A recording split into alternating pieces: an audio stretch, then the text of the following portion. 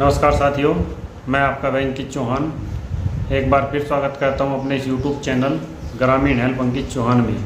उम्मीद है साथियों आप सभी लोग अच्छे होंगे। दोस्तों, सूचना का अधिकार अधिनियम 2005 आज की तारीख में दोस्तों एक मजाक बन चुका है। और मजाक दोस्तों इसलिए बन चुका है कि जो लोक सेवक है, जो जन सूचना अधिकारी है, शासन प्रशासन में बैठे लोग हैं, वो लोगों को सूचनाएं दोस्तों देना नहीं चाहते हैं। नंबर एक बात तो ये हो गई। नंबर दो, यदि आप राज्य सूचना आयोग में जाएंगे तो राज्य सूचना आयोग में भी आपको रिजल्ट उतना अच्छा नहीं मिलेगा दोस्तों जैसी आप अपेक्षा करते हो। और जैसा आरटीआई कानून में बताया गया है कि एक आम नागरिक किस तरह से सूचना प्राप्त कर सकता है। दोस्तों, ये आरटीआई एक्ट है, ये आरटीआई अधिनियम मेरे पास है। ये एक्ट दोस्तों कोई इतना बड़ा एक्ट नहीं है कि काफ़ी परेशानी इसको पढ़ने में हो या ज़्यादा लंबा चौड़ा है। केवल 30 धाराएँ हैं दोस्तों इसमें, और बाकी इसकी छोटी छोटी धाराएँ हैं। और इस एक्ट की दोस्तों जो अच्छी बात ये है कि इसमें सारी जो चीज़ें हैं वो टाइम बाउंड है। जो कुछ भी किया जाएगा वो एक टाइम के दायरे में किया जाएगा, उसकी एक टाइम टेबल है। ये नहीं है कि जब मर्जी किसी की हुई कोई उत्तर दे दिया या कोई जवाब दे दिया या ना मर्जी हुई तो ना दिया। तो ये चीज़ें आरटीआई एक्ट में नहीं है। आरटीआई एक्ट में दोस्तों यदि आप सूचना मांगते हो तो आपको सूचना 30 दिन में मिल जानी चाहिए, नहीं तो उसमें पेनल्टी लगती है दोस्तों, मामला राज्य सूचना आयोग में जाता है। लेकिन सवाल दोस्तों ये है कि आरटीआई कानून 2005 में दोस्तों बना, और 2005 में बनने के उपरांत आज आप देख लीजिए दोस्तों वर्ष 2023 चल रहा है।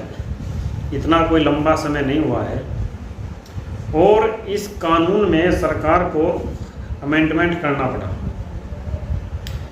हमारी केंद्र सरकार दोस्तों, इन्होंने वर्ष 2019 में इसमें एक संशोधन किया, और जो राज्य सूचना आयुक्तों की नियुक्ति है उसका जो दोस्तों अधिकार है या उनकी जो सैलरी वगैरह से संबंधित जो मामला है वो इन लोगों ने अपने अधीन कर लिया कि उनकी सैलरी वगैरह ये सब तय करेंगे। अब इन सब बातों का दोस्तों मतलब ये है कि एक्ट को आप कहीं ना कहीं कमज़ोर करना चाह रहे हैं, और एक्ट में जो दिया गया है, जो लोगों के मौलिक अधिकारों के बारे में बताया गया है, एक नागरिक गांव में रहने वाला भी दोस्तों मुख्य सचिव से लेकर मुख्यमंत्री कार्यालय तक, प्रधानमंत्री कार्यालय से, राष्ट्रपति कार्यालय से, चीफ जस्टिस ऑफ इंडिया के कार्यालय से 10 रुपये देकर कोई भी जानकारी ले सकता है, कोई भी सूचना ले सकता है। तो जैसा ही दोस्तों आप लोगों ने सुना भी होगा, दिल्ली के मुख्यमंत्री अरविंद केजरीवाल जी हैं, और उनका भी पीएम की मार्कशीट को लेकर जो है विवाद चल रहा है कोर्ट में। तो दोस्तों जब इस तरह के प्रकरण एक कानून के साथ जोड़ दिए जाएंगे, मान लीजिए किसी ने किसी की मार्कशीट मांग ली और आप किसी बड़े पद पर बैठे हैं और फिर आप उसमें दोस्तों कानून में बदलाव करने लग जाए, तो ये कहाँ तक उचित है, ये सभी लोगों को आत्ममंथन करना चाहिए। इस बात पर सभी लोगों को विचार करना चाहिए। अब दोस्तों आरटीआई कानून मजाक बनकर क्यों रह गया है, ये बात मैं क्यों कह रहा हूँ दोस्तों, मैं ये प्रैक्टिकली भुक्तभोगी हूँ। मजाक कैसे बन गया ये मैं आपको समझाता हूँ दोस्तों। हमने क्या दोस्तों, हम लोग भी आरटीआई फाइल करते रहते हैं, लेकिन और भी जो हमारे साथी है, मित्र है, जो हमारी लीगल एमबी टीम में है, तो सभी लोग आरटीआई का ज़्यादा से ज़्यादा उपयोग करते हैं। तो एक भी केस में दोस्तों ऐसा देखने में नहीं आया है कि आपने आरटीआई आवेदन दायर कर दिया हो और जन सूचना अधिकारी ने निष्पक्ष होते हुए एक लोक सेवक की भांति अपनी ड्यूटी का निर्वहन करते हुए कोई सूचना 30 दिवस में उपलब्ध कराई हो। आज तक दोस्तों ऐसा मामला मेरे संज्ञान में तो कोई नहीं आया है। तो दोस्तों जन सूचना अधिकारी जहाँ कोई सूचना नहीं देता है, तो ऐसे में जो एक्ट में प्रावधान है कि धारा 19(1) के तहत उसमें प्रथम अपील होती है। तो जब प्रथम अपील में साथियों आप जाएंगे तो प्रथम अपीली अधिकारी बिल्कुल मौन होगा, ना तो वो नोटिस जारी करेंगे, ना ही आपकी कोई सुनवाई करेंगे, और ना ही आपको कोई सूचना दिलवाएंगे, और ना ही इसमें कोई निर्णय पारित करेंगे। वो बिल्कुल मौन है। जबकि दोस्तों सेक्शन 19 में ये बताया गया है कि जो अपीलीय अधिकारी है उनको 45 दिन के अंदर हर स्थिति में, परिस्थिति में अपील को डिसाइड करना ही करना है। अब यहाँ दोस्तों सेक्शन 19 का उल्लंघन हो रहा है। अब जब उल्लंघन सेक्शन 19 का हो गया है, अब उसके बाद आप राज्य सूचना आयोग में जा रहे हो, अपील करता दोस्तों राज्य सूचना आयोग में जाता है। आयोग फिर सालों साल में कभी जाके उस पर नंबर आता है, और जब मेरिट पर दोस्तों जब सुनवाई होती है तो जन सूचना अधिकारी जाते हैं या फिर अपना प्रतिनिधि उत्तर प्रदेश सूचना आयोग में, तो हमने देखा दोस्तों वकील को खड़ा कर देते हैं, और वकील एक कागज़ दे देता है कि साहब ये सूचना हमने फला दिनांक को पंजीकरण डाक के माध्यम से दे दी गई है। तो ये जो दोस्तों इस तरह का कर्तव्य है, उसको करते कहिए या फिर इन लोगों का कर्तव्य कहिए या फिर इनकी आप ड्यूटी कहिए, कि जो जानकारी 30 दिन में दोस्तों देनी थी उसको आप इस तरह से एक मजाक या ढंग में प्रस्तुत आयोग के समक्ष कर रहे हो। आयोग जैसी संस्था के सामने आप जाके कह रहे हो कि ये सूचना हम दे रहे हैं। दोस्तों ऐसे लोगों में बिल्कुल भी शर्म नहीं बची है कि वो लोग एक निष्पक्ष ढंग से ईमानदारी को देखते हुए, अपनी ड्यूटी को देखते हुए किसी नागरिक को सूचना उपलब्ध कराए समयबद्ध। अब दोस्तों जो सूचना आपको 30 दिन में मिलनी थी, वो सूचना अगर आपको 3 साल में मिलेगी तो आप उस सूचना का क्या करोगे, ये तो आप ही जान सकते हो। लेकिन जहाँ तक दोस्तों मैं समझता हूँ 30 दिन में और 3 वर्ष में दोस्तों ज़मीन और आसमान का अंतर होता है। समय का काफ़ी लंबा जो है समय हो जाता है। तो अब मैं साथियों आपसे पूछना चाहता हूँ, आप इस चीज़ को मजाक समझते हो या फिर इसको आप क्या मानते हो, ये तो आप मुझे कमेंट में बताना। लेकिन मेरी अपनी राय ये है कि इन लोगों के अंदर कोई भी सूचना का अधिकार का कोई डर नहीं है, कोई भय नहीं है, क्योंकि बड़े बड़े भ्रष्टाचार ये लोग करते हैं, और भ्रष्टाचार से जो भी पैसा कमाया है इनको पता है 20 से 25 हज़ार रुपये जुर्माना भरना है। जुर्माना लगाएगी भी तो आयोग, तो उसमें जुर्माना भर देंगे। इनके ऊपर दोस्तों कोई फ़र्क नहीं पड़ता।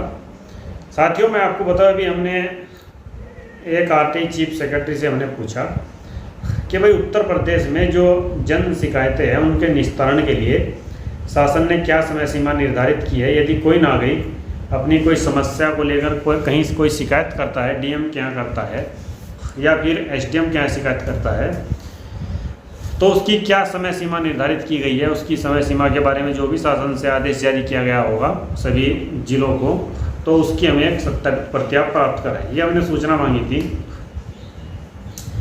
तो आप यकीन मानना साथियों कि हमें वो पत्र चीफ मुख्य सचिव ने कार्मिक विभाग को भेज दिया, और कार्मिक विभाग ने आज तक कोई सूचना नहीं दी है। और मुख्य सचिव का पत्र भी हमें मिल गया है, उन्होंने हमें भी अवगत करा दिया है 25/7/2023 को।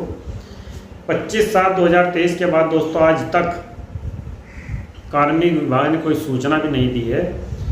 तो ये रहा दोस्तों सूचना का अधिकार अधिनियम 2005 के एक स्टेट के चीफ सेक्रेटरी का आदेश भी इन लोगों के लिए कोई मायने नहीं रखता। और सूचना का अधिकार अधिनियम को तो आप दोस्तों साइड में रख ही दीजिए, इसकी तो मैं आपको व्यथा और कथा दोनों ही बताता रहता हूँ। नंबर 2, जो लोग भी उत्तर प्रदेश से हैं दोस्तों, Uttar Pradesh state information commission का हाल वो लोग भी जानते होंगे कि किस तरह से जो है ये एक फर्जी नियमावली यहाँ चला रखी है। क्योंकि जब कोई नियमावली दोस्तों ना ही विधानसभा से पास है, ना ही विधानमंडल की कोई मोहर उस पर लगी है, ना ही राज्यपाल के हस्ताक्षर है, ना ये बता पाते हैं कि नियमावली कब पास हुई है या कब नहीं हुई है, इसके बारे में दोस्तों कोई विस्तृत जानकारी नहीं है, ना ही आयोग की वेबसाइट पर है। तो ये जो आरटीआई कानून है, तो ये तो साथियों मजाक नहीं है, तो फिर ये क्या है। अगर इसको हम एक मजाक की संज्ञा ना दे तो क्या दे, क्योंकि किसी भी अधिकारी के अंदर कोई भय नहीं है। अगर सूचना आपने नहीं भी दी दोस्तों तो कोई फर्क नहीं पड़ेगा, कोई दिक्कत नहीं है। आपने सूचना नहीं दी क्योंकि राजा हैं दोस्तों अधिकारी। अब राजा के सामने कोई क्या बोलेगा दोस्तों, सूचना आयुक्त भी नहीं बोल पाएंगे, आम जनता की तो बात ही क्या है दोस्तों।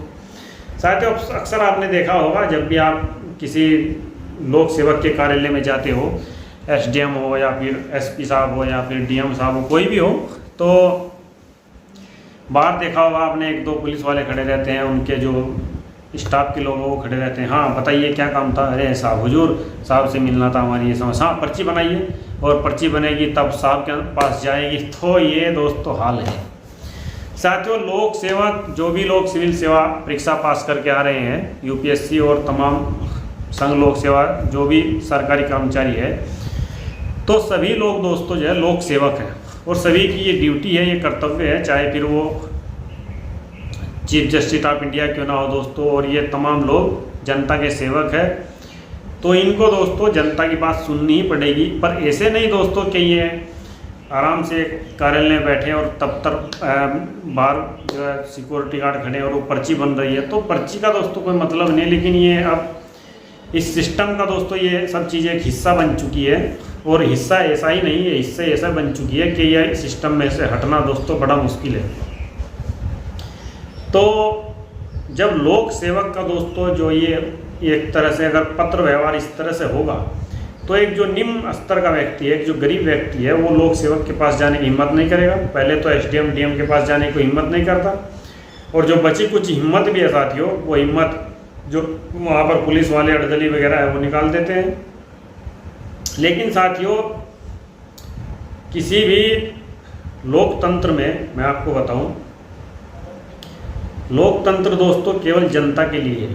यदि जनता के हितों की रक्षा नहीं हो रही है, जनता को जो मूलभूत सुख सुविधाओं की आवश्यकता है उनकी व्यवस्था नहीं हो रही है, जनता को समय के अनुसार दोस्तों स्वास्थ्य सेवाएं, उपचार, सड़क, परिवहन तमाम चीज़ें नहीं मिल रही है, तो दोस्तों ये लोकतंत्र कहना थोड़ा मुश्किल होगा। अब दोस्तों, जब तक किसी भी देश में प्रजा कायम है, वहाँ की प्रजा जो है सुख शांति से रह रही है, प्रजा को ये लग रहा है कि हमारे ऊपर जो राजा लोग बैठे हैं वो हमारी देख रेख कर रहे हैं, तो तब तक दोस्तों थोड़ा ठीक लगता है, अच्छा लगता है।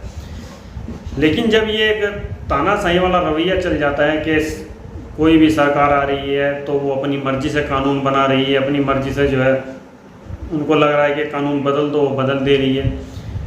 किसी भी देश में दोस्तों लोगों का जो अधिकार है वो एक मौलिक अधिकार होता है, एक लोकतांत्रिक देश में। तो आप किसी भी कंट्री को ले लीजिए, और जहाँ लोगों को अपने मौलिक अधिकारों का भरपूर प्रयोग नहीं करने को मिलता, तो दोस्तों वहाँ नागरिकों को घुटन भी महसूस होती है, इस बात में कोई दोहराई नहीं है।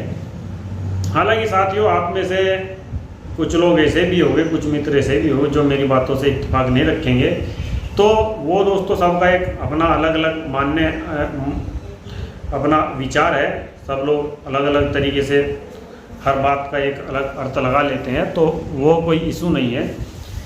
लेकिन दोस्तों ये कानून आरटी एक्ट 2005 बना था आम नागरिक के लिए, लोगों के लिए, एक या आम नागरिक ये पूछ सके दोस्तों, ये पता कर सके कि भाई हमारा जो आप टैक्स का पैसा खर्च कर रहे हैं कहाँ खर्च कर रहे हो, जो ये लाखों करोड़ों रुपए हो जाता है थोड़ा थोड़ा टैक्स जुड़ करके, पैसा किस मत में आप खर्च कर रहे हो, कैसे खर्च कर रहे हो, कितना खर्च किया गया है, बाकी पैसा कहाँ गया है। दोस्तों जो बड़े बड़े करोड़पति जो दोस्तों विजय माल्या तमाम ये लोग पैसा लेकर साथियों भाग गए हैं, तो इन सब का कोई पूछने गिनने वाला इनको नहीं है कि ये पैसा इनका माफ़ कर दिया। और दूसरा, बैंकों से आप इनकी सूचना मांगो, बैंक दोस्तों इनकी सूचना आपको देंगे नहीं।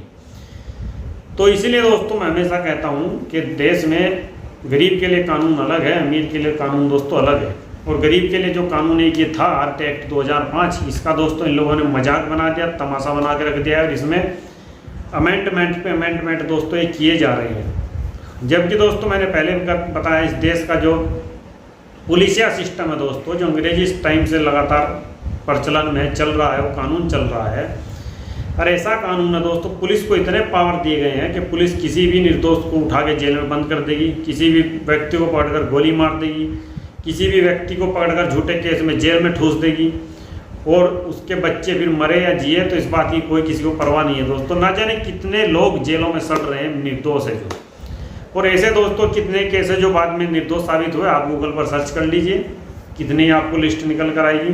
तो कहने का दोस्तों तात्पर्य ये है कि लोकतंत्र के अंदर जनता के लिए सरकारों को अच्छे कानून बनाने चाहिए, उनकी जो इच्छाओं के अनुसार जो उचित हो दोस्तों, न्याय संगत हो, विधि सम्मत हो, वो कानून बनने चाहिए। ना कि दोस्तों अपनी मनमर्जी ढंग से कोई भी कानून को उलट पुलट करे, उसको बदले या जो भी हो।